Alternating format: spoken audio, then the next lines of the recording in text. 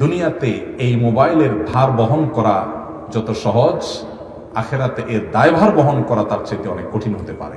Mobile ব্যবহারের আদব এবং মোবাইল ব্যবহারের ক্ষেত্রে শরীয়তের নীতিমালার কথা বলে দিচ্ছি। নাম্বার 1, উদ্দেশ্য হতে হবে ভালো। আমি মোবাইল কেন কিনছি, অসৎ উদ্দেশ্য থাকবে না, খারাপ কিছু করার উদ্দেশ্য থাকবে না, এবং বাকাওয়াতি জাহির করা, অন্য থেকে নিজেকে পৃথক করা, এরকম কোনো টার্গেট থাকবে না। নাম্বার 2, আমরা যখন মোবাইলে কথা বলবো, কল করব, ডায়াল করব, তো প্রথমে যিনি ডায়াল করবেন তিনি সালাম দিবেন। এটি তার উপরে বর্তা, তিনি সালাম দিবেন। আর কেউ অপর পক্ষ থেকে সালাম দিয়েছে, তাহলে আমি অন্য কথা পরে আগে আমাকে অবশ্যই সালামের জবাব দিতে হবে, নাহলে গুনাহগার হব। হ্যালো টেলো এগুলা বললেও পরে বলেন, আগে সালাম দিবেন। নাম্বার 3, মোবাইল ব্যবহার করার ক্ষেত্রে আমরা যখন কথাবার্তা বলবো, অপ্রয়োজনীয় কথা বলবো না, এবং অহেতুক দরকারি কথা বলতে গিয়ে অনেক বেশি সময় নষ্ট করবো না। বিশেষ করে যখন কোনো কথা কাটাকাটি, গন্ডগোল ফাসাদ হতে যাবে, সাথে সাথে অন্যদিকে আমরা ফিরে যাব। নাম্বার 4, আমরা যখন ফোনে কথা বলবো, যদি কারোর কাছে আমার নাম্বারটা সেভ নাই এমন মনে হতে পারে, তাহলে সাথে সাথে তার সাথে আগে নিজের পরিচয় দিয়ে নিব যে আমি অমুক বলছি। এটা আদব, এটা শিষ্টাচার, হাদিসের আলোকে এটি প্রমাণিত। নাম্বার 5, কথা বলার আগে, কল করার আগে ওই লোকটার এখন কোনো ডিস্টার্ব হতে পারে কিনা, তার কোনো কষ্ট হবে কিনা, তার কোনো অসুবিধা হবে কিনা, সেটা খেয়াল করে কল দেওয়া, বারবার অতিরিক্ত কল না দেওয়া, SMS ইত্যাদি দিয়ে যোগাযোগ সারার চেষ্টা করা। নাম্বার 6, নামাজের সময় বিশেষ করে এবং গুরুত্বপূর্ণ কাজের আগে মোবাইল হয় বন্ধ করা, না সাইলেন্ট করা, যাতে অন্যদের ডিস্টার্ব না হয়। কেউ যদি সাইলেন্ট করতে ভুলে যায় এবং বেজে উঠে, তাহলে নামাজের মধ্যে তিনি আলতো করে বন্ধ করবেন, বা সাইলেন্টটা যে কোনো একটা বাটন টিপে থামাই দিবেন আওয়াজটাকে, এবং নামাজের পরে সবাই তাকে গণহারে ভৎসনা না করে কেউ একজন তাকে সুন্দর করে বুঝাই দিবেন।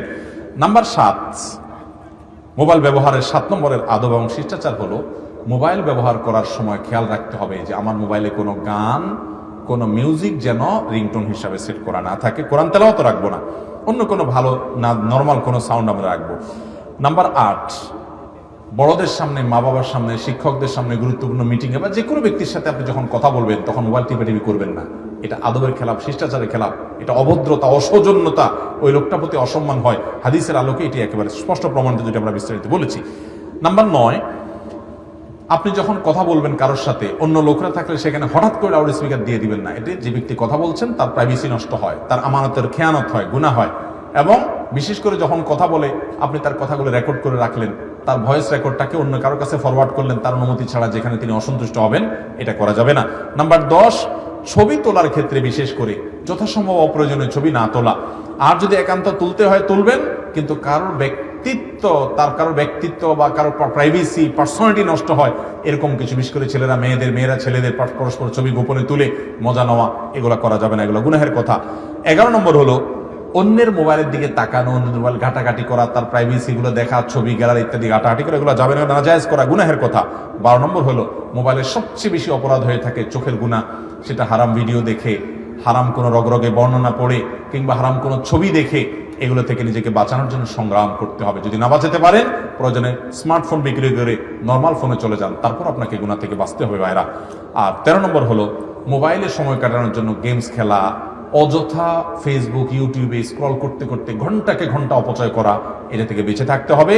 এটা মোবাইলের সবচেয়ে বড় রোগগুলোর মধ্যে একটা।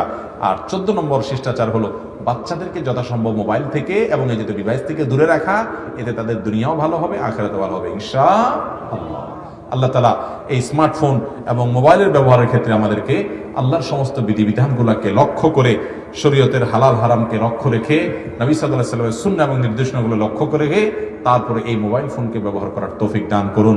আর না হলে, যেটি বারবার বলছি সেটি আবারও বলছি, দুনিয়াতে এই মোবাইলের ভার বহন করা যত সহজ, আখিরাতে এর দায়ভার বহন করা তার চেয়ে অনেক কঠিন হতে পারে।